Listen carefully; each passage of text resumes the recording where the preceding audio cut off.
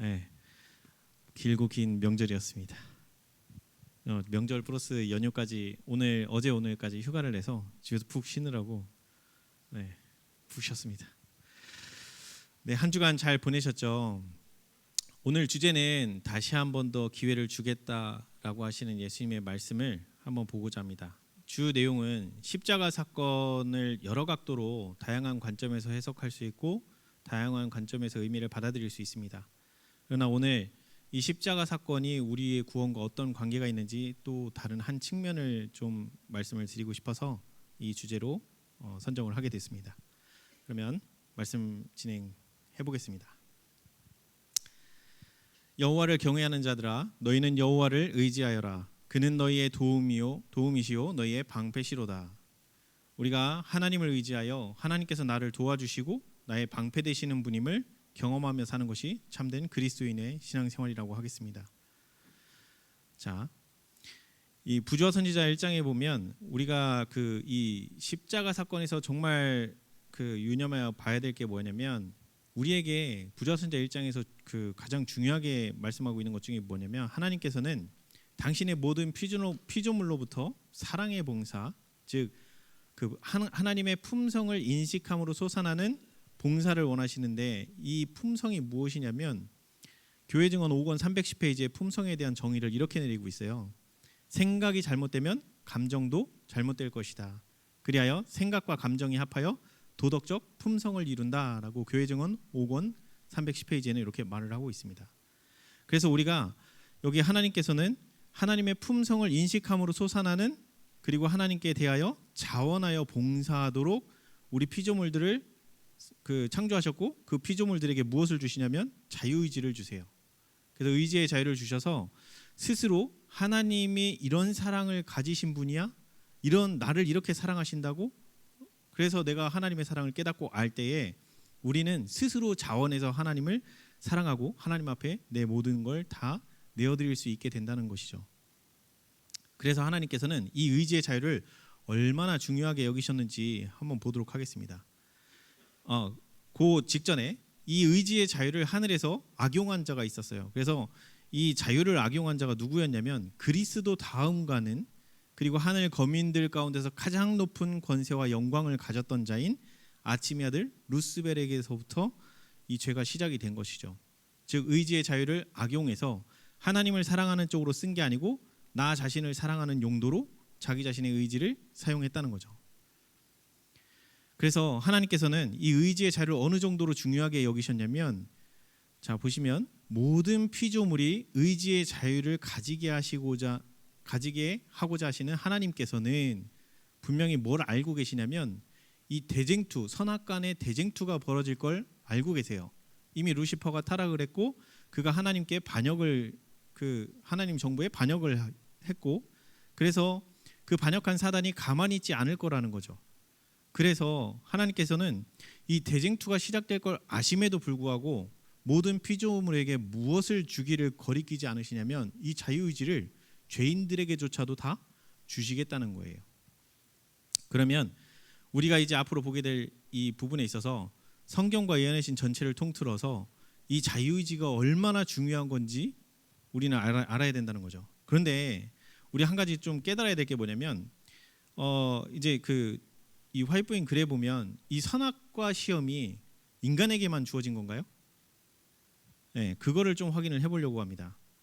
우주 거민들한테도 선악과 시험은 동일하게 주어졌다는 거죠. 그래서 화이트보잉이 초기 문집에다 기록해 놓기를 이렇게 해놨어요. 한 천사에 의해서 이제 이 계시 가운데로 이끌려가는데, 거기서 한 천사가 또 다른 세상들을 보여주면서 그곳에 거하는 주민들, 그리고 거기에 거하는 그 주민들에게 화이트보잉이 보니까 그들의 용모는 거룩한 기쁨으로 빛났고 그것의 자유함과 행복함을 나타내고 있기에 궁금해서 그들한테 물어봅니다. 어찌 당신들은 지구상에 있는 사람들보다 훨씬 더 아름답고 사랑스럽습니까? 라고 이렇게 물어봐요. 그랬더니 그들의 대답이 이렇게 대답을 합니다. 우리는 하나님의 계명을 전적으로 순종하는 생애를 살았고 지구상에 사는 사람들처럼 불순종으로 인하여 타락하지 않았기 때문이요 라고 이렇게 대답을 했다는 거죠. 그래서 이들이 머물고 있는 그 별에서 화이트보잉은 무엇을 보냐면 두 그루의 나무를 보아요. 그 중에 한 나무는 생명나무고 나머지 하나는 먹는 것이 금하여져 있었다. 그리고 뭐라고 돼 있냐면 이곳에서 아무도 이 금단의 실과를 먹은 사람이 없다. 만일 그들이 그것을 먹으면 타락하게 되는 거라고 같이 갔던 천사가 설명을 해줍니다. 즉 우주 거민들한테도 선악과 시험은 아담과 하와처럼 똑같이 있었다는 거예요. 자, 그런데 여기서 한 가지 이제 질문이 생깁니다. 전쟁, 즉 타락은 이미 하늘에서 먼저 시작이 됐어요.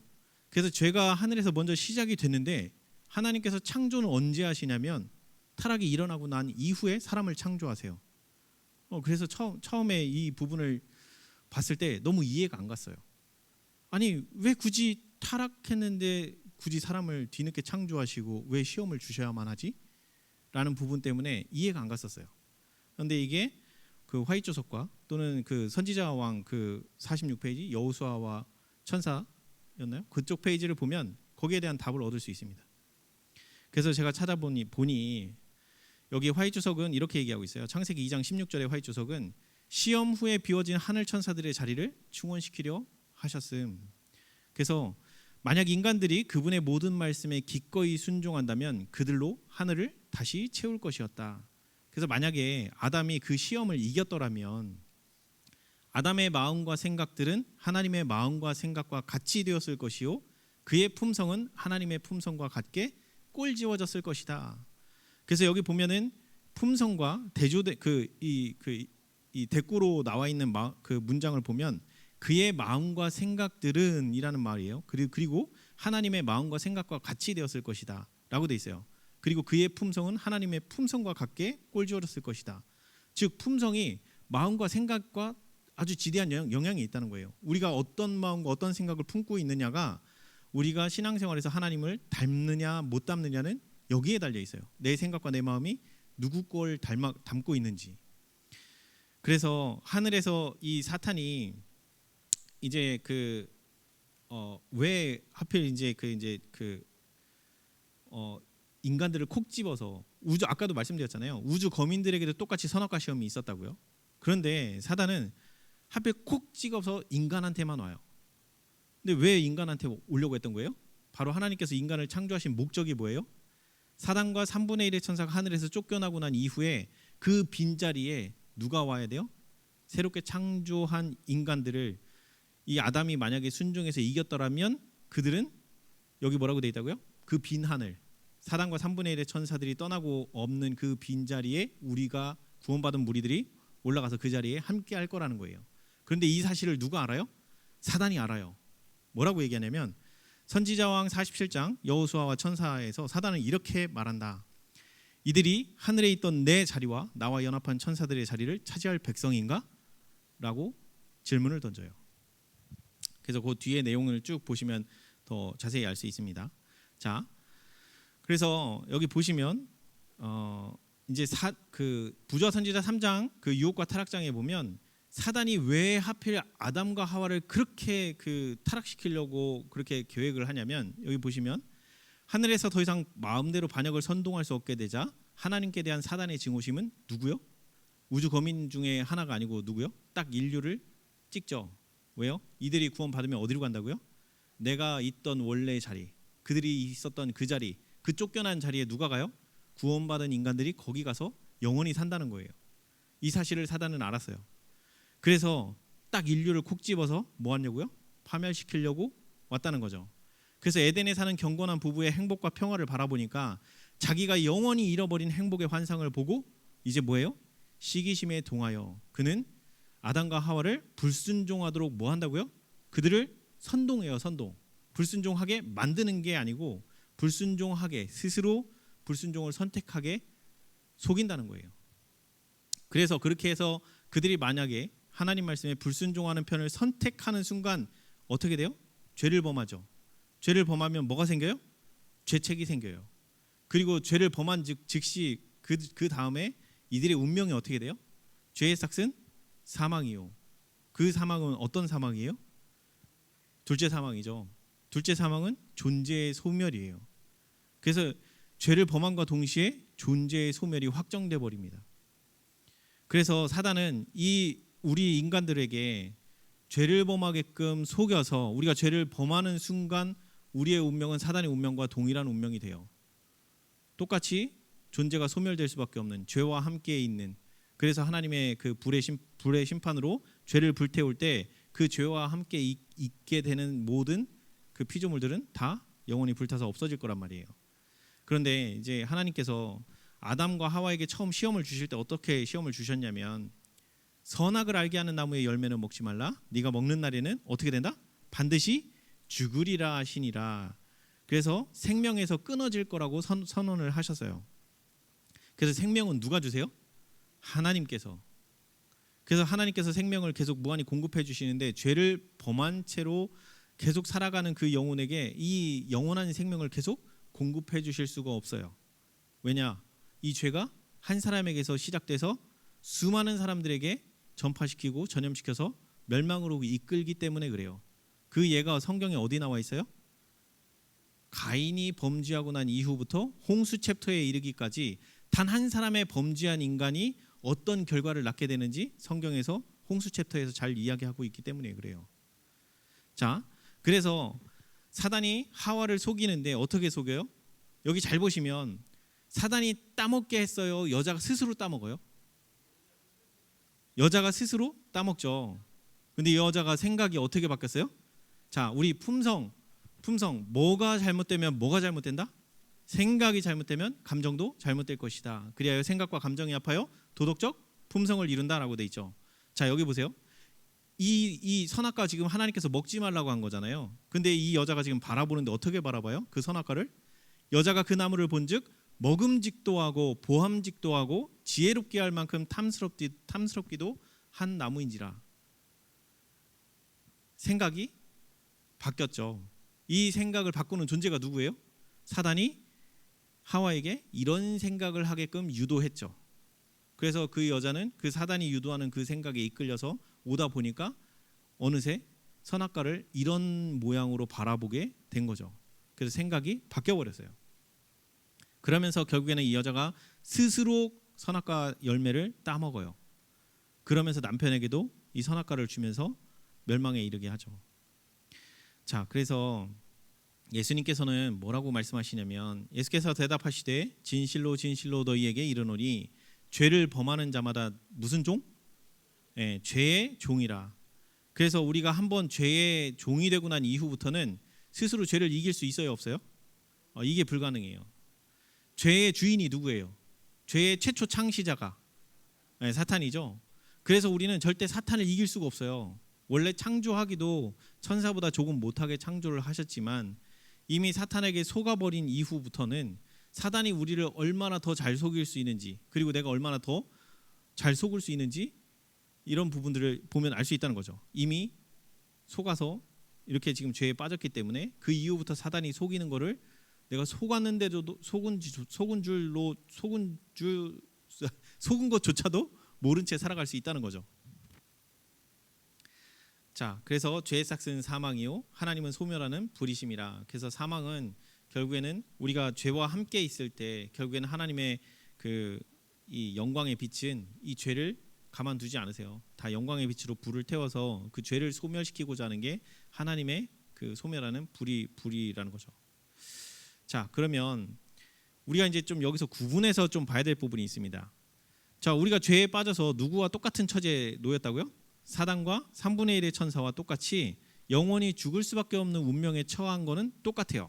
그런데 하나님께서는 타락한 천사들과 범죄한 죄인들 사이에 분명한 차이점이 있다고 얘기하세요. 그래서 타락한 천사들과 루스벨에게는 예수님의 십자가가 필요 없어요. 그러나 죄인들에게는 예수님의 십자가가 엄청난 의미를 가지고 있습니다. 왜 그럴까요? 이제 그거를 알아보러 들어가도록 하겠습니다. 먼저 사단과 3분의 1의 천사들에게는 왜 십자가가 의미가 없는지 확인을 해보도록 하겠습니다. 여기는 시대의 소망 79장 쪽에 보면 나오는 말씀이고요. 하나님께서 사단의 무리들을 위해 더 이상 아무것도 하실 수 없었던 이유. 자, 루스벨은 하늘에서 하나님의 영광의 빛 가운데서 범죄했다. 지음을 받은 어떤 다른 존재들에게도 나타낸 일이 없는 하나님의 사랑의 계시가 그에게 주어졌다. 자, 루스벨이 원래 있던 지위가 어디예요? 천사장이기도 했고 또 누구와 항상 함께 다녔어요? 하나님과 함께 다녔죠. 그게 어디 나와요? 에스겔서 10장에 보면 루스벨의 또 다른 그 직위의 명칭이 나와요. 뭐라고요? 덮는 그룹. 덮는 그룹이 항상 어디와 다녔어요? 보좌와 함께 다녔어요. 그죠? 근데 그 덮는 그룹 중에서도 가장 으뜸이 루스벨이에요. 그러면 덮는 그룹들 입장에서 볼 때 그들은 누구와 항상 함께 다녀요? 하나님과 항상 함께 다녀요. 그러면 하나님께서 창조하신 그 어떤 피조물보다도 하나님과 매 순간을 함께하고 있는 존재들이 하나님의 사랑을 더 잘 알겠죠. 그러면 그 으뜸이라고 하는 그 그룹 천사가 네 천사가 나오는데, 네 그룹 천사가 나오는데 그 중에서도 으뜸이라고 했어요. 그러면 으뜸이란 얘기는 하나님을 그 네 천사 중에서도 누가 더 잘 안다? 이 루스벨이 하나님의 사랑을 더 깊이 알고 있다는 거예요. 그러니까 여기 지금 보면 하나님의 영광의 빛 가운데서 범죄했다는 얘기는 하나님의 그 빛을 늘 보면서 살았고 하나님의 사랑을 경험하고 지식적으로도 깊이 알고 있었던 존재예요. 그래서 하나님의 사랑의 계시가 그에게 주어졌다는 얘기가 바로 이 얘기입니다. 그런데 사단은 하나님의 품성을 이해하고 그분의 선하심을 알면서도 어떻게 한다고요? 자신의 이기적이고 독자적인 생각을 따르기로 선택해버려요. 그래서 죄가 시작이 됐지만 하나님께서 이 사탄을 돌이키기 위해서 각별한 노력들을 기울이세요. 근데 구체적으로 그 어떤 노력들이 나왔는지는 잘 나와 있지는 않지만 뭐라고 나와 있냐면 사탄에게도 마지막으로 자기 자신이 지금 잘못됐다는 사실을 깨닫고 자기가 범죄했다는 사실을 알았고 하나님 앞에 자기 죄를 자복하고 온 우주 앞에 자기 죄를 자복해야 된다는 사실을 알았다고 돼 있어요. 그렇게 해서 일깨워줬는데 어떻게 했다고요? 이 사탄이 결국에는 이 자복해야 되는 자기 죄를 자복하고 회개를 했더라면 그는 다시 그의 원래 자리인 그룹 천사의 자리로 복직되었을 거라고 돼 있어요. 그러나 거기서 회개를 안 해요. 회개를 안 하고 결국에는 하나님 정부에 반역하기로 선택하면서 자기가 속인 나머지 3분의 1의 천사들과 함께 멸망의 길로 들어서게 됩니다. 그래서 그 다음부터 이 사단이 주장하는 게 뭐냐면 하나님의 율법은 순종할 수 없습니다. 순종할 수. 왜? 하나님의 그 율법은 하나님의 사랑은 사랑의 율법의 범주 안에서 우리가 자유함과 행복함과 영생을 누릴 수 있다고 말씀하세요.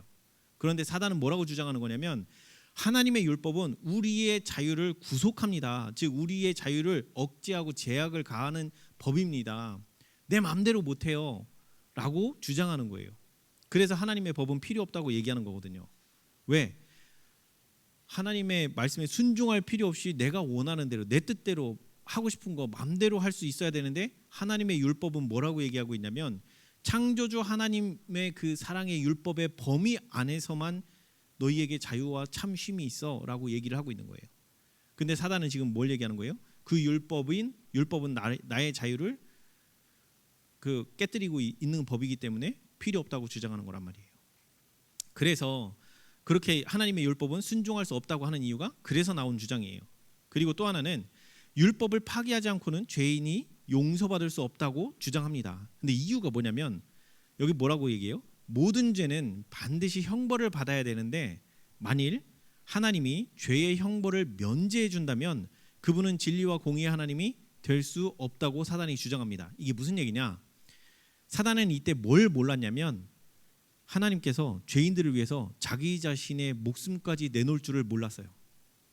그래서 만약에 죄인들이 죄를 범하면 그 죄를 그냥 용서해 주신다고 하면 하나님의 공의가 깨집니다.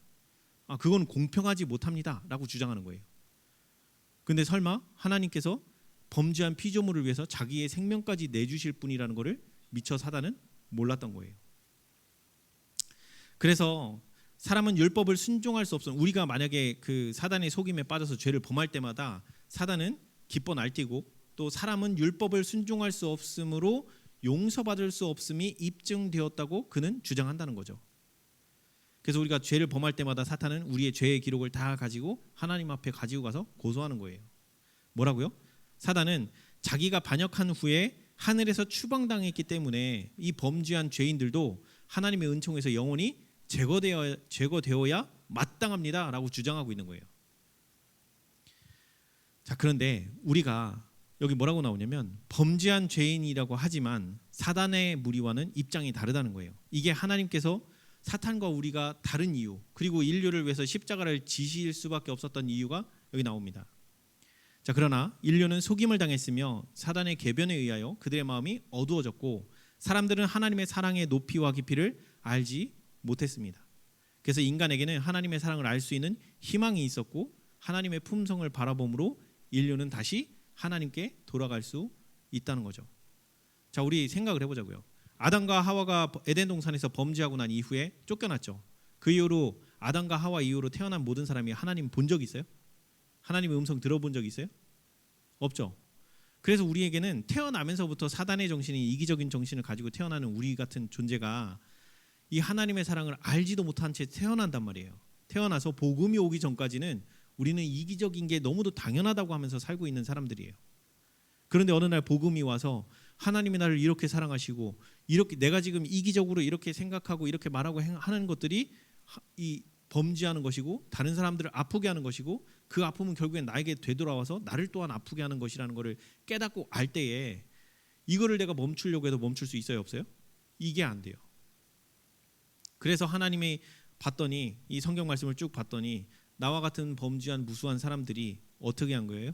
그 나의 죄를 끊기 위해서 하나님을 의지하면서 그 하나님의 도와주심을 경험하면서 그러면서 살아가면서 삶의 변화가 일어나고 그리고 그러한 삶 가운데 하나님이 함께 하시니까 그 사람이 그 시련과 고난 가운데서도 하나님께 찬양하고 찬송할 수 있고 이런 모습을 볼 때 우리는 기이한 거예요. 어떻게 저럴 수 있지? 죽는 순간에도 어떻게 웃으며 죽을 수 있지? 도저히 납득이 안 되는 거예요. 그리고 그 복음을 나중에 받고 확인을 해보니 내가 이제야 하나님의 사랑을 알았노라. 하나님이 이런 분이셨구나 라는 걸 깨달을 때에 이제 나도 죽음이 두렵지 않은 거예요. 왜요? 그리스도인에게 있어서 죽음은 뭐예요? 잠이에요, 잠. 성경에서 잠이라고 얘기하고 있잖아요. 잠자는 사람 입장에서 볼 때 잠은 어떻게 돼요? 잘 때 눈 감죠. 그리고 눈 뜨면 언제예요? 아침이죠. 물론 새벽에 일찍 일어나시면 아침이 아닐 수도 있어요. 네. 근데 눈 뜨면 보통 아침이란 말이에요. 그러면 자기 전에 눈 감고 눈 뜰 때 그 사이까지에 무슨 일이 벌었는지 알아요, 몰라요? 자, 그래서 부활이 우리에게 얼마나 큰 소망이냐면 내가 하나님 안에 있고 하나님이 나와 함께 하심을 내가 알고 있다는 전제하에서 눈을 감았어요. 그 예수님 안에서 눈을 감았을 때 나는 즉시 눈 떠요. 내 입장에서 볼 때. 그래요, 안 그래요? 눈 감자마자 눈 떠요. 죽은 사람 입장에서 볼 때. 왜요? 우리가 죽으면 그 생각이 도말되고 없어진다고 했어요. 그러면 우리가 죽고 난 이후부터 예수님이 중구야 일어나라 라고 하는 그 음성이 들리면 난 바로 깨어나는 거거든요. 근데 내 입장에서 볼 때는 죽는 나의 입장에서 볼 때는 눈 감자마자 예수님 음성 들려요. 그리고 바로 눈 뜨는 거예요. 그러니 죽음이 두려울 이유가 없는 거예요. 그래서 이처럼 하나님께서는 우리가 하나님의 사랑을 모르는 우리 죄인들에게 이제 이 하나님의 사랑을 알 수 있는 기회. 사단과 3분의 1의 천사들은 하나님을 늘 봐왔고 늘 경험해 왔어요. 하나님의 사랑이 어떤지도 깊이 알고 있어요. 그리고 하나님이 그 천사들을 위해서 감춰둔 사랑이 없었단 말이에요. 모두 다 보여주고 있었어요. 그런데 우리 인류는 아담과 하와 이후로 태어난 모든 범죄한 인류는 하나님을 본 적도 들어본 적도 만난 적도 없어요. 그래서 우리에게는 하나님의 사랑을 알 수 있는 기회가 필요했던 거예요. 그래서 우리가 하나님의 사랑을 알고 구원받을 수 있는 기회가 필요한데 문제가 하나 있어요. 죄의 삭은 뭐라고요? 이미 아담과 하와가 범죄했죠. 그러면 우리에겐 지금 뭐가 있어요? 둘째 사망이라고 하는 이 소멸이 확정되어 있는 상태에서 이걸 해결할 방법이 없습니다. 그래서 예수님께서 우리 대신에 뭘 하셔야 돼요? 그 둘째 사망을 피할 수 있는 길을 열어주셔야 돼요. 그래서 예수님께서 십자가에서 우리 대신에 뭘 하시냐면 우리의 죄의 삭신 그 사망이 요구하는, 즉 율법은 죄인들에게 피를 요구해요. 레위기에 가보면 범죄한 죄인들에게 피를 요구해요. 그래서 구약시대의 성소제도를 통해서 범죄한 죄인이 어린 양을 끌고 와서 뭐예요? 잡죠. 그리고 피 흘림을 당하죠. 그래서 내 죄를 대신 짊어지고 가는 예수님을 상징하는 그 어린 양을 잡음으로써, 그래서 율법이 요구하는 그 피의 값인 그 생명을 요구하는데 이 생명을 주고 나면 우리는 다 죽어요. 그죠? 그래서 그 생명을 계속 공급해 주시는 분이 누구예요? 창조주이신 창조주 하나님밖에 없어요. 그래서 예수님께서 우리 대신에 율법이 요구하는 죄의 삭은 사망이라고 하는 그 생명, 그 모든 범죄한 죄인들의 생명을 달라고 하는 그 율법의 요구를 이루실 수 있는 분은 오직 창조주 하나님밖에 없는 거예요. 그래서 창조주 하나님께서 우리 대신에 우리 범죄한 죄인들을 대신해서 생명을 모두 다 공급해 주시고 이 존재의 소멸인 둘째 사망을 피할 길을 열어 주셨어요. 자, 그래서 여기 이제 창조주 하나님이 누구라는 거예요? 요한복음 1장 1절부터 3절, 그다음에 요한복음 1장 14절을 보면 태초에 말씀이 계시니라 이 말씀이 하나님과 함께 계셨으니 이 말씀은 곧 하나님이시니라. 그래서 그가 태초에 하나님과 함께 계셨고 만물이 그로 말미암아 지은 바 되었으니라고 돼 있어요. 자, 근데 그 밑에 14절 가 보면 말씀이 육신이 되어 우리 가운데 거하심에 아버지의 독생자의 영광이요라고 얘기해요. 그럼 여기서 말씀은 누구예요? 예수 그리스도죠. 아버지 하나님이 아니고 예수님이신 거예요. 말씀이 육신이 되어 우리 이 땅에 오셨다고 하셨으니까 성육신 하신 분은 아버지가 아니고 아들 하나님이신 예수님이라는 거죠. 그러면 창조주는 누구예요? 예수님이세요. 그리고 태초에 창세기 1장 1절로 돌아가서 태초에 그 하나님이 천지를 창조하실 때 나온 그 여호와 하나님 누구세요? 결국엔 예수님이신 거예요. 그래서 예수께서 신포도를 받으신 후에 예수님께서 이제 그 십자가에 달리시고 다 이루었다라고 말씀하실 때 그때 그 요한복음 19장 30절에 있는 화이트석의 내용을 살짝 살펴보면 그리스도께서 다 이루었다라고 부르짖으셨을 때 다 이루었다. 인류에게 뭐라고 해요? 다시 한번 더 기회를 주겠다고 말씀하세요. 그러면 이 기회가 무슨 기회인지 확인을 해야 되잖아요. 이게 요한복음 17장 17절에 가보면 화이트석에 이런 내용이 있습니다. 아담에게 주신 시험이 모든 사람들에게도 하나님이 에덴에서 아담에게 주셨던 바로 그 시험을 모든 인간 가족들에게 주실 것이다. 아담에게 주신 시험의 본질이 뭐예요? 나의 자유의지를 어느 편으로 쓸 거냐는 거예요. 누구 편으로? 우리들이 사탄의 음성에 귀를 기울이고 하나님 말씀을 불순종하는지 아니면 하나님 말씀에 귀를 기울이고 그 말씀에 순종하는지 요거 시험이었다는 거예요. 그래서 그 시험을 누구한테도 주겠다? 모든 죄인들에게도. 이유는 뭐예요? 예수님께서 모든 범죄한 죄인들의 죄값을 다 지불을 하셨고 둘째 사망을 피할 수 있는 길을 열어놓으셨어요. 그러면 범죄한 죄인들에게 있어서 뭐가 시험을 당해야 돼요? 우리의 의지의 자유. 우리에게 주신 범죄한 죄인들에게도 주신 그 의지의 자유를 시험받아야 된다는 거예요. 왜요? 범죄하기 전에 사탄이 하늘에서 그 의지의 자유를 뭐 했기 때문에? 악용했기 때문에 죄가 실행이 됐단 말이에요. 그러면 우리 범죄한 죄인들에게 있어서도 이 의지의 자유를 하나님 말씀에 순종하는 쪽으로 사용하는지 아니면 불순종하는 쪽으로 사용하는지를 시험을 거쳐서 하늘에 데려오시겠다는 거예요. 그래서 하나님 말씀에 대한 순종 여부, 왜 시험을 그렇게 받아야 되는가? 이유가 있어요.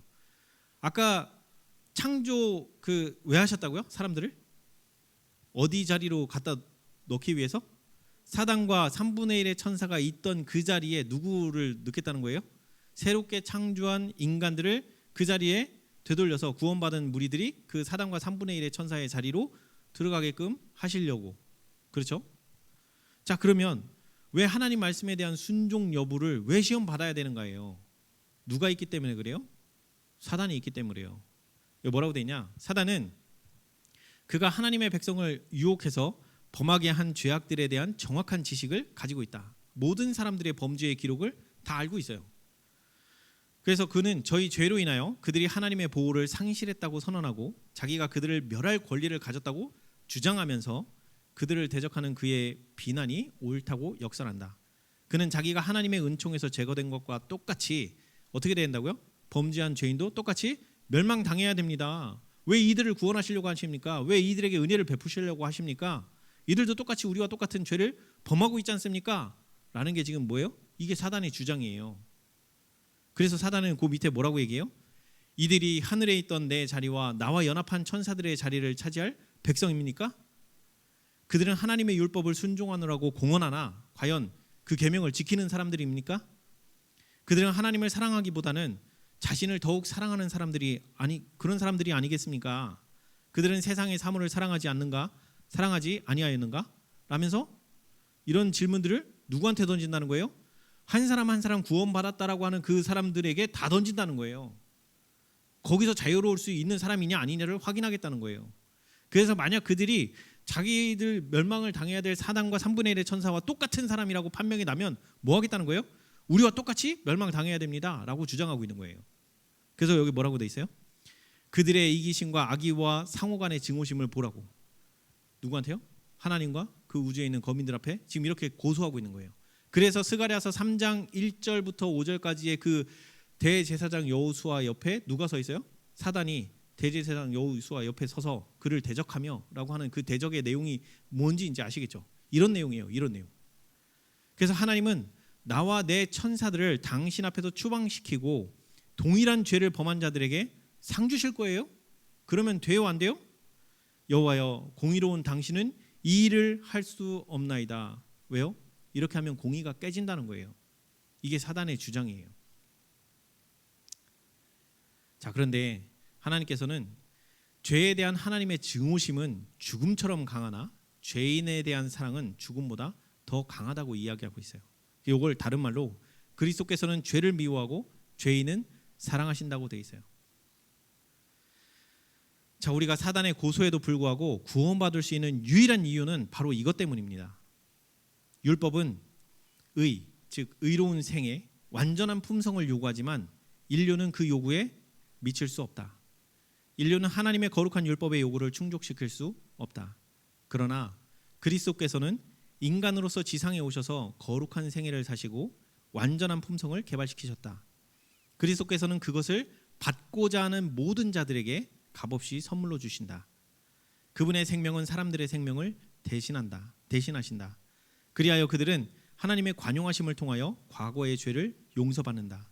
뿐만 아니라 그리스도께서는 하나님의 속성을 사람들에게 불어 넣으신다는 거죠.